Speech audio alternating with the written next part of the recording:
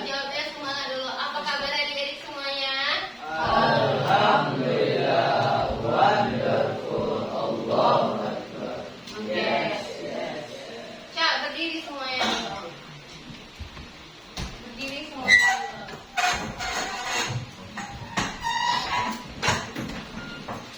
Kalian tahu permainan yang lawan kata? Kalau kakak bilang nanti ke kiri, berarti kalian melangkah ke kanan. Kalau kakak bilang ke atas, berarti kalian ke bawah. Kalau kakak bilang ke depan, ke belakang. Oke, fokus ya. Oke. Kiri. Mana kirinya? Yang mana kiri kalian? Sebelah sini ya, kiri kalian. Kanan kalian? Nih, oke, fokus. Kiri. Kiri. Kiri. Kanan. Kanan. Kiri. Atas. Oke, ulangi. Atas. Bawah. Kiri. Kanan. Ini Fikri sama ini salah. Sini Fikri sama Sareza. Depan. Oke, sini. Sekarang Sareza kasih instruksi ke teman-temannya dan Fikri perhatikan teman-temannya yang salah.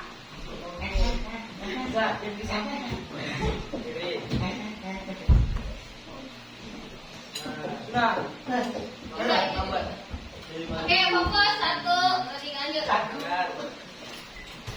Mana? Kiri. Atas. Bawah. Kiri. Rasya. Oke, udah. Fokus semuanya. Coba peregangan dulu. Giniin tangannya ke atas. Ke samping. Baru ke depan. Semangat? Oke. Siapa tadi? Tasya. Ayo kita hukum bagus mereka. Boleh nyanyi bertiga. Nyanyi apa? Terserah, boleh. Terserah kalian. Ayo Fikri. Vokal O. Potong dari atas vokal O. Vokal O. Potong dari atas vokal O. Oke, apa lagunya? Terserah.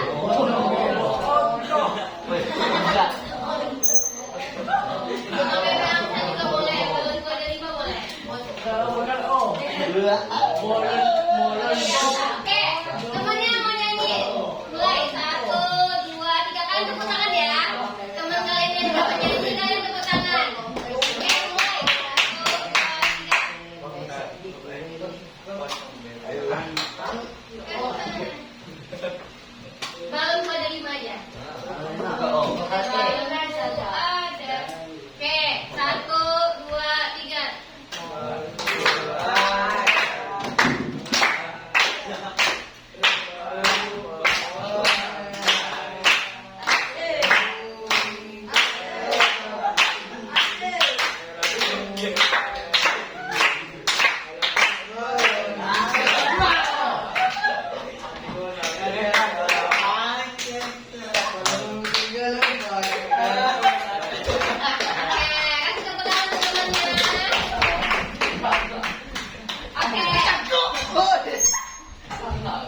Nah, sekarang kita ketemu lagi dalam pembelajaran bahasa Indonesia.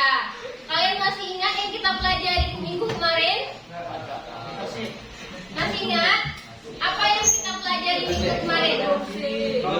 Teks informasi. Apa aja yang kita pelajari dalam teks informasi kemarin? Adanya jenis konjungsi, kemudian apa lagi? Makna kata, kemudian dengan kata istilah. Oke. Kakak terapin StarCham. Tahu StarCham? StarCham.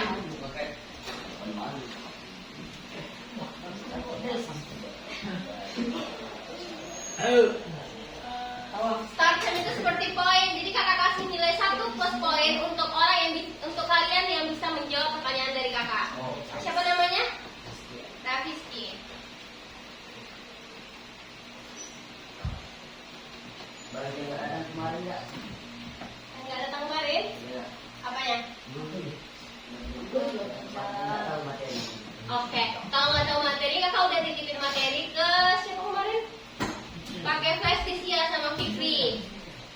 boleh dilihat materi di situ. Kemudian nanti kakak juga bakalan kasih soal-soalnya yang udah diambil sama mereka. Nanti kakak kasih coba.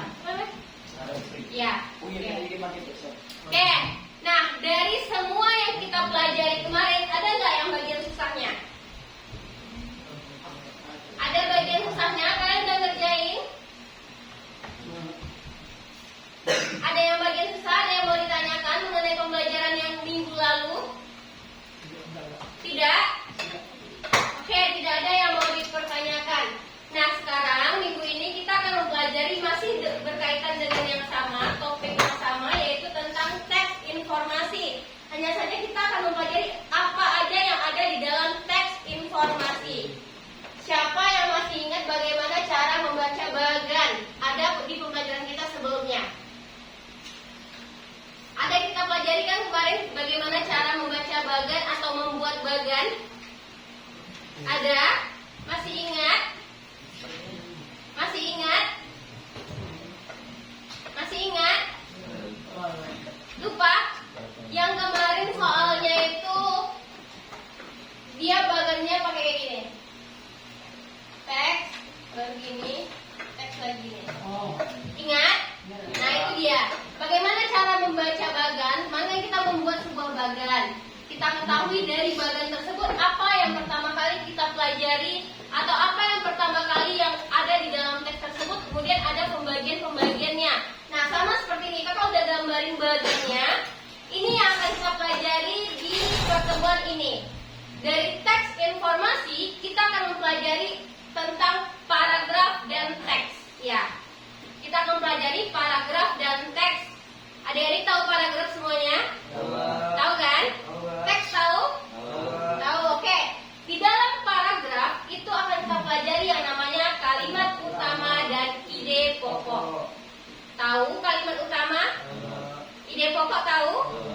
Nah, kemudian nanti di dalam kalimat utama dan ide pokok juga kita ketahui adanya ide pengembangan. Itu dari paragraf. Kemudian di dalam teks kita akan mempelajari yang namanya adanya ringkasan, kemudian adanya simpulan dan tujuan penulisan. Nah, beda kan? Kalian selama ini tahu nggak ringkasan itu seperti apa? Tahu ringkasan? Simpulan? Siapa yang bisa membedakan antara ringkasan dan simpulan?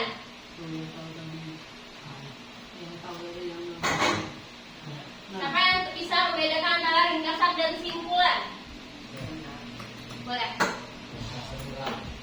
Cerita itu disingkat-singkatkan. Yang dua bagaimana penting aja yang sudah diuji. Simpulan itu adalah sebuah inti ataupun yang disingkatkan langsung cerita. Oke, kasih tepuk tangannya untuk Raffi. Kasih Sarcem lagi satu untuk Raffi. Tahu kan yang kayak ada SD nanti ada Sarcemnya. Pulang-pulang bawa Sarcem. Oke, nah ini dia yang akan kita pelajari. Oke, belajar apa hari ini? Tidak, semua yang akan kita pelajari. Oke, masuk kita di bagian pertama, yaitu mengenai tentang kalimat utama di dalam sebuah paragraf. Oke, karena kalian sudah tahu apa itu paragraf. Paragraf itu terdiri dari beberapa kalimat, ya kan? Satu kalimat itu dia terdiri dari pertama kali huruf besar sampai dia ke titik. Itu satu kalimat. Di dalam paragraf itu terdiri dari beberapa kalimat. Bisa sampai 5, 4, 6 tergantung kali panjang kalimatnya. Oke, nah yang pertama kita lihat dulu dari pengertian kalimat utama. Kalian tahu nggak sebelumnya kalimat utama itu apa? Sebelum kakak jelasin. Kalimat utama, apakah kalimat awal di bagian pendahuluan dalam sebuah teks? Kalimat inti. Kalimat apa? Inti. Kalimat inti dari pembahasan. Ya. Oke, nah kita lihat dia. Apa itu kalimat utama? Kalimat utama itu merupakan kalimat yang mengandung pokok permasalahan yang dapat diuraikan dan dijelaskan lebih lanjut, sama seperti yang dikatakan oleh Sunan. Inti dari paragraf tersebut atau inti pembahasan di dalam teks tersebut. Itu dia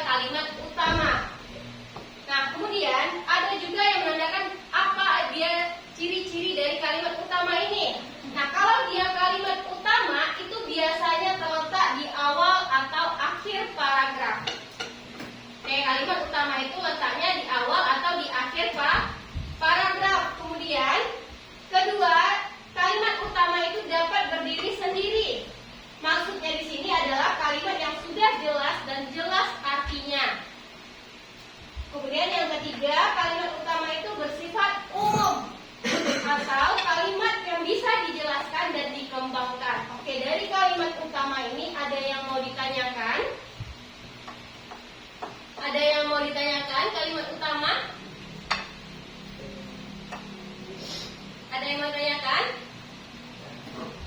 Pernah nggak membaca sebuah teks yang menjelaskan tentang sebuah penyakit? Nanti di awal kalimat itu atau di awal paragraf itu dia akan menjelaskan bahwa penyakit ini adalah penyakit yang gini gitu. Pernah nggak? Nah, itu termasuk ke dalam kalimat utama. Dari kalimat utama ini nanti akan dijelaskan dari keseluruhan paragraf yang ada. Mau itu ada 6 paragraf, 7 paragraf, 10 paragraf. Pokoknya dia uraian dari kalimat utama ini. Oke, paham? Paham? Ada yang mau ditanyakan? Tidak? Nah, kita lihat lagi. Setiap paragraf itu memiliki gagasan penjelas. Gagasan penjelas itu adalah gagasan atau uraian atau tambahan informasi untuk mendukung gagasan pokok. Nah, tahu nggak paragraf penjelas atau gagasan penjelas ini? Tahu nggak gagasan penjelas ini? Ada kalimat utama, kemudian dijelaskan oleh gagasan penjelas. Ini dia gagasan penjelas. Nanti yang kalian lihat di dalam sebuah teks itu di kalimat pertama atau di paragraf pertama itu merupakan inti atau pokok permasalahan yang ingin dibahas dari keseluruhan paragrafnya. Nah, selain dari kalimat utama itu berarti termasuk ke dalam gagasan penjelas. Paham? Ada yang mau ditanyakan? Paham? Ada yang mau ditanyakan? Nah, kita lihat lagi bagaimana cara mencari kalimat utama tersebut. Oke, kalau kalian menemukan sebuah teks, mau itu dia teks apapun itu, gimana cara kita menentukan, oh ternyata di dalam teks ini kalimat utamanya ini. Nah, bisa kita lihat dari yang pertama, kita lihat di kalimat awal atau akhir paragraf. Nah, biasanya kan tadi kita jelasin kalau kalimat utama itu berada di awal paragraf atau di akhir paragraf. Kemudian yang kedua, jika kalimat terakhir itu merupakan sebuah kesimpulan, berarti kalimat utama terdapat di akhir paragraf. Oke, paham maksudnya poin kedua ini? Paham? Jika dari keseluruhan di dalam teks itu kemudian di akhir paragraf itu dijelaskan kesimpulan dari keseluruhan paragraf tersebut adalah ini, berarti itu termasuk ke dalam kalimat utama. Nah, kemudian yang ketiga, jika kalimat terakhir bukan kesimpulan, berarti kalimat utama ada di awal paragraf. Nah, ini dia. Terkadang di dalam sebuah teks itu dia ada yang tidak menampilkan kalimat utamanya, bisa ditampilkan terlebih dahulu itu gagasan penjelasnya terlebih dahulu. Kemudian di akhir paragrafnya baru dia menarik kesimpulan, itu masuk ke poin 2. Nah, kalau di yang poin ketiga ini berarti ditampilkan dulu kalimat utamanya, baru nanti di kalimat selanjutnya itu termasuk ke dalam gagasan penjelas. Oke, dari yang ketiga ini ada yang mau ditanyakan? Ada yang mau ditanyakan? Ada yang mau ditanyakan?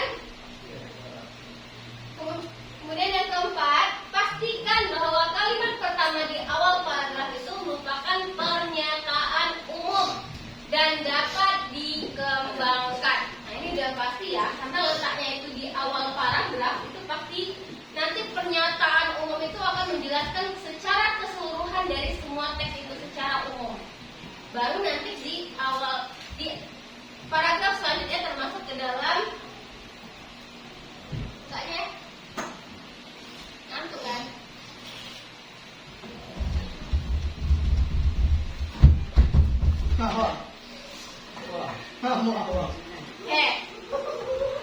Dari keempat ini ada yang mau ditanyakan dari bagaimana cara mencari kalimat utama ini?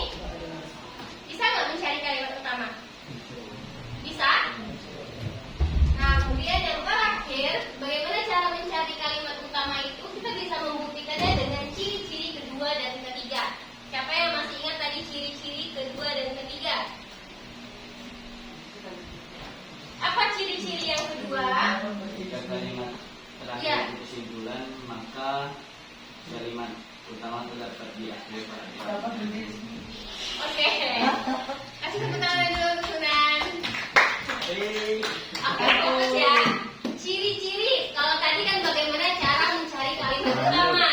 Nah, kalau ciri-ciri dia ini dia. Bisa kita buktikan dengan ciri-ciri kedua.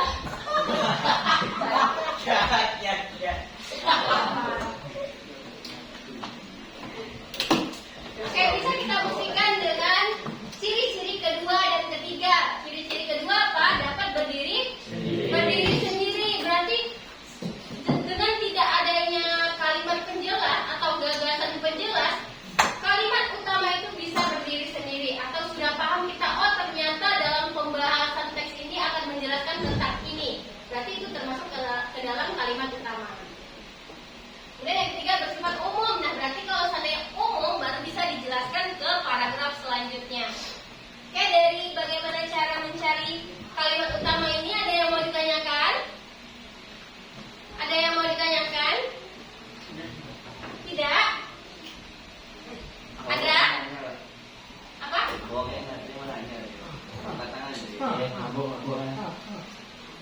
Oke, kita lanjut. Nah, selanjutnya kita ketahui adanya ide pokok. Tuh, di samping kalimat utama ada ide pokok. Apa itu ide pokok? Ide pokok itu adalah inti atau pokok permasalahan dalam teks. Inti atau pokok permasalahan di dalam teks. Nah, apa ciri-cirinya? Ide pokok itu dia bersifat umum. Kemudian yang kedua mengandung inti permasalahan yang ada di dalam keseluruhan teks tersebut.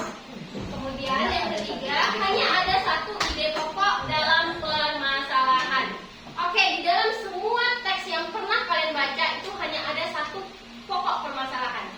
Tidak ada dua pokok permasalahan, pasti ada satu pokok permasalahan. Berarti ada intinya itu cuma satu.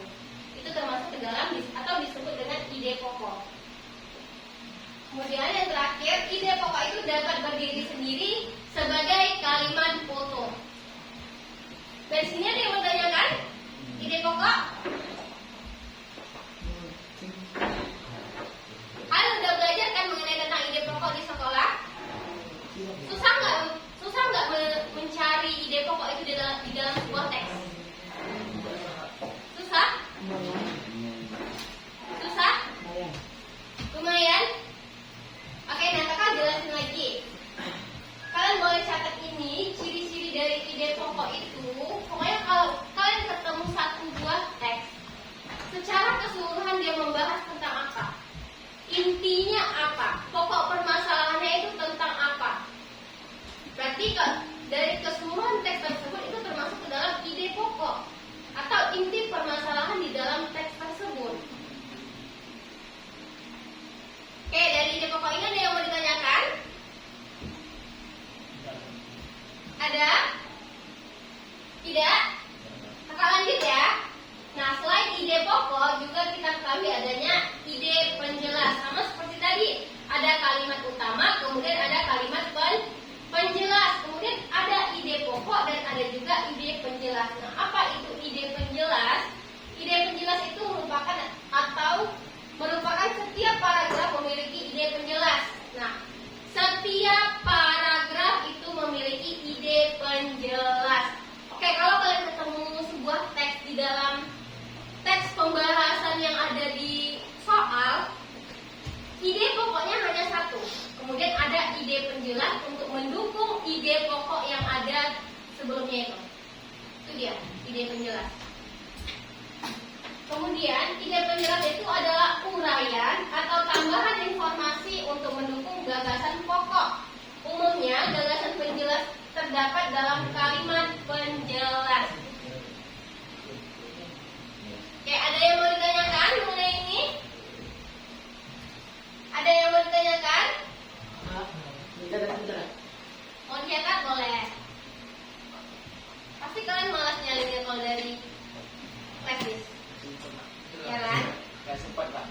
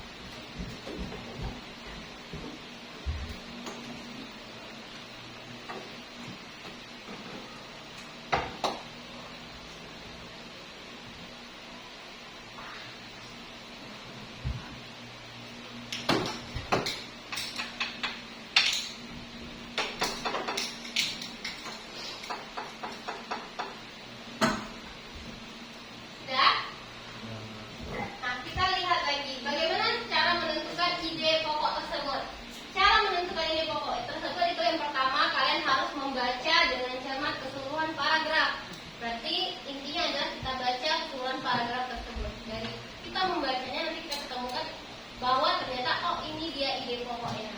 Kemudian yang kedua, mencermati kalimat utama di dalam setiap paragraf.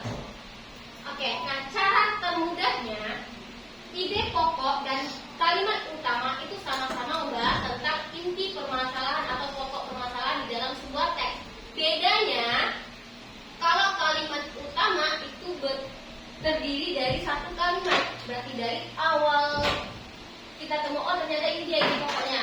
Dari awal penjelasannya kemudian sampai dia ke titik itu termasuk satu kalimat atau termasuk ke dalam kalimat utama. Nah, ide pokok ini ada di dalam kalimat utama. Tapi lebih ringkasnya lagi. Tentang apa dia? Tentang ini, gitu. Paham? Kan tadi sama-sama ide pokok dan kalimat utama itu sama-sama membahas tentang pokok permasalahan.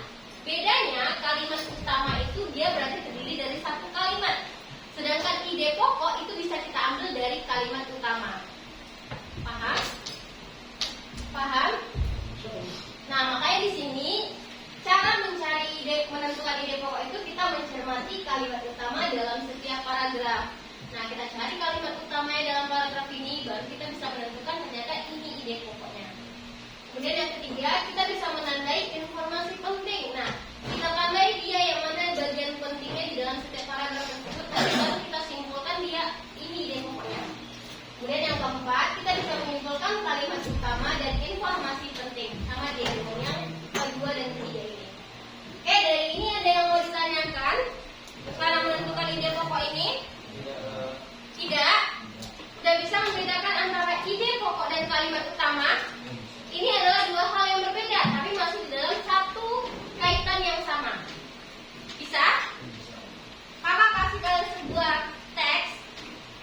Kalian tentukan yang mana dia kalimat utamanya, kemudian yang mana kalimat penjelasnya, yang mana ide pokoknya dan mana ide penjelasnya. Paham? Atau mau kakak jelasin lagi? Paham? Oke, temukan dia kalimat utama dan kalimat penjelas, ide pokok dan ide penjelas. Itu berbeda ya.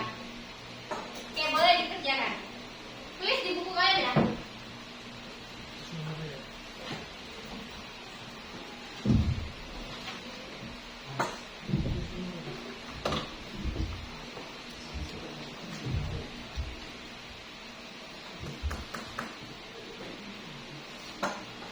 Kakak izin minum ya.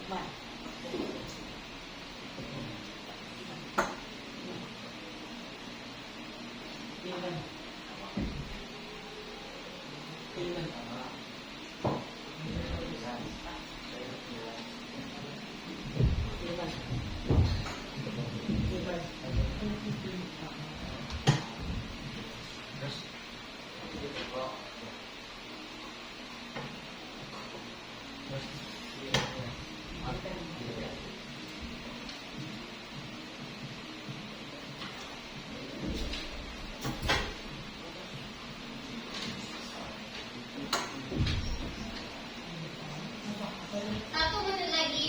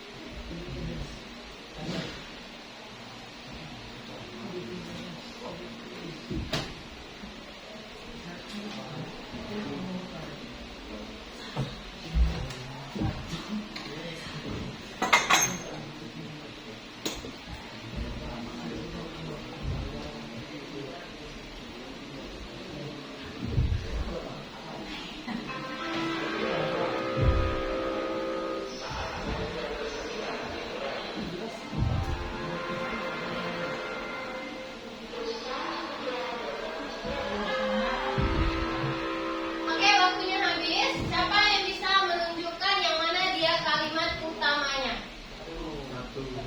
Ada yang bisa? Boleh maju ke depan. Siapapun boleh maju ke depan. Tunjukkan dia kalimat utama dan kalimat penjelasnya. Siapa yang mau? Kakak start jamnya. Ya, maju.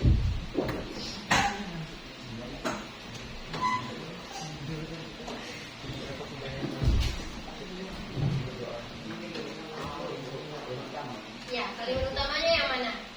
Kalimat utama dari paragraf ini terdapat di awal.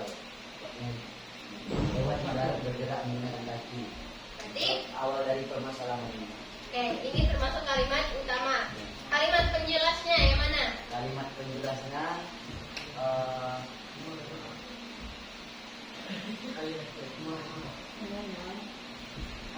penjelasnya yang kedua, hewan-hewan ini memiliki otot serta tulang lipat sehingga memungkinkan mereka untuk bergerak. Cuma itu saja? Sama tiga. 2 dan 3 saja? Ya. Ya. Ya. Ya. 2, 3 aja atau 2, 3, 4, 5? 2 dan 5. 2, 3, 4, 5. Ada lagi? Kalau dari Faris. Faras, kalau dari Faras, yang mana? Kalimat penjelasnya.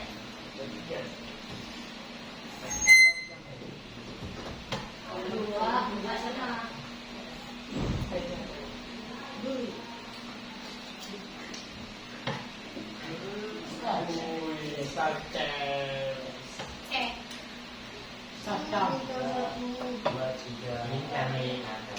Dua, tiga. 2, 3. 2 dan 3 dan 4. Oke, kasih tepuk tangannya untuk Faras. Kasih tepuk tangannya untuk Faras. Oke, silakan duduk. Siapa yang bisa menunjukkan kalimat penjelasnya? Boleh. Tunjukkan dia kalimat penjelasnya. Iya, kalimat penjelas saja. Jadi kalimat penjelas itu selain kalimat utama. Itu 2, 3, 4, 5. Ya, betul. Kasih tepuk tangan untuk Ilman. Oke, kasih tepuk tangan untuk Ilman.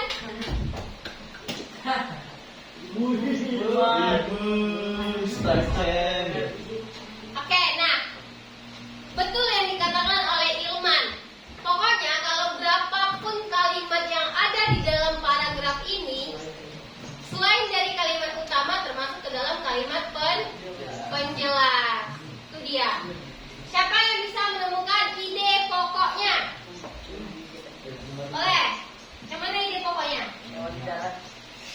Satu, juga. Yang mana? Satu hewan di darat bergerak menggunakan kaki. Hewan di darat bergerak menggunakan kaki. Berarti sama dengan kalimat utama. Tadi kakak bilang ide pokok itu memang ada di dalam kalimat utama, tapi intinya Hewan di darat.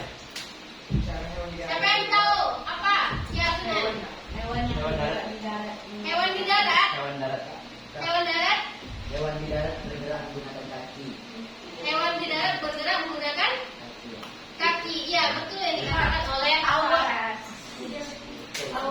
Kalau yang dibilang sama Sunan tadi, hewan di darat, tidak dikatakannya bergerak menggunakan kaki. Siapa? Awalnya itu dari. Iya ada tadi. Iya ada. Siapa namanya? Aqua. Aqua. Aku hawa. Aku hawa.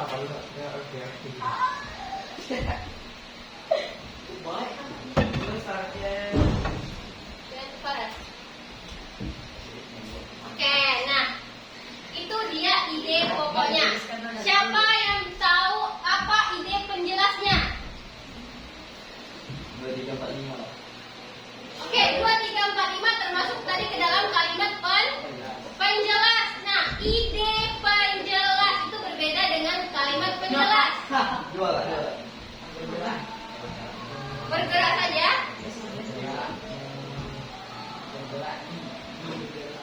Bergerak di darat.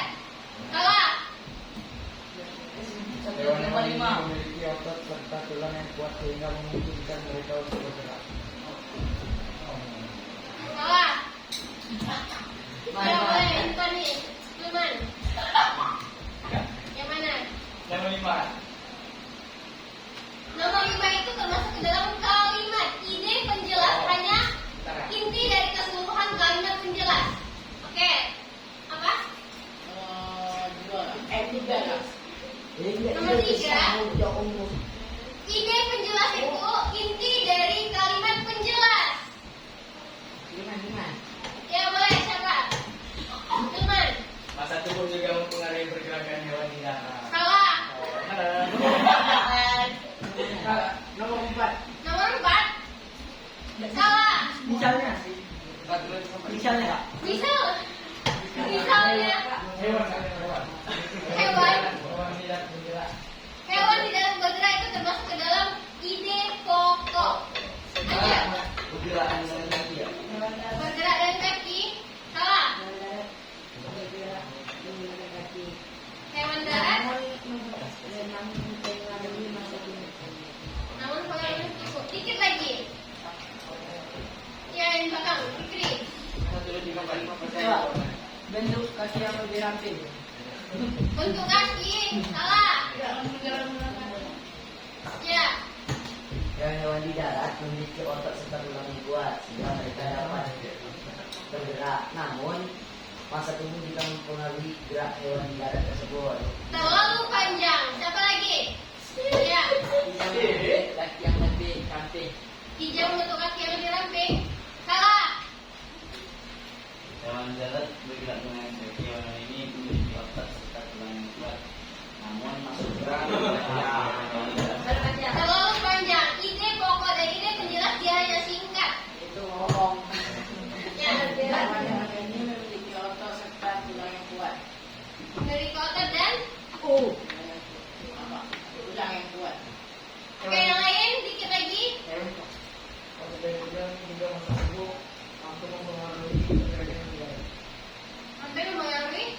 Juga mempengaruhi pergerakan yang baik. Oke, dikit lagi. hewan di darat memiliki otot serta tulang yang kuat sehingga memungkinkan mereka untuk bergerak. Terlalu panjang.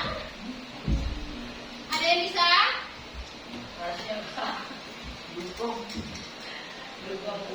Ada yang bisa ya, teman? Sehingga memungkinkan mereka untuk bergerak. Salah. Bergerak menggunakan kaki, memiliki otot serta tulang yang kuat, serta mempengaruhi masa tubuh. Terlalu panjang.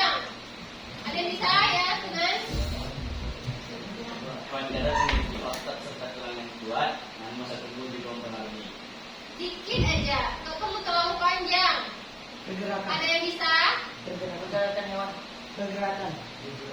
Pergerakan hewan. Pergerakan hewan. Pergerakannya di situ ditandai dengan apa?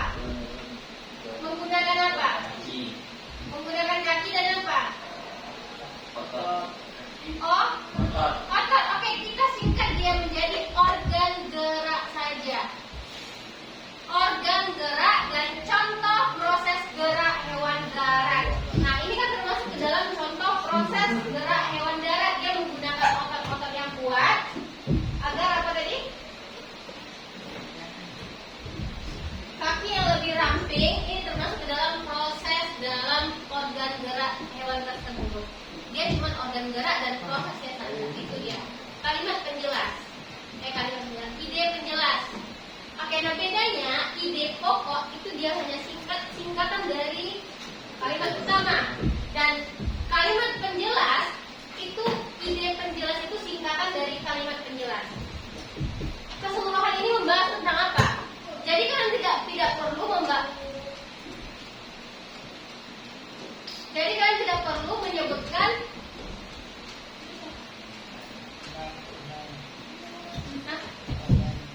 Oh, oke. Nah, itu apa?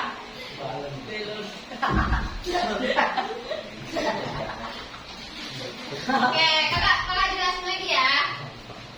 Ide penjelas itu inti dari keseluruhan ini. Dia membahas tentang apa? Kalian tidak perlu berpatokan dengan kalimat yang udah ada di sini atau kata-kata yang udah ada di sini. Kalian bisa rangkai sendiri atau kalian simpulkan dari kalian sendiri.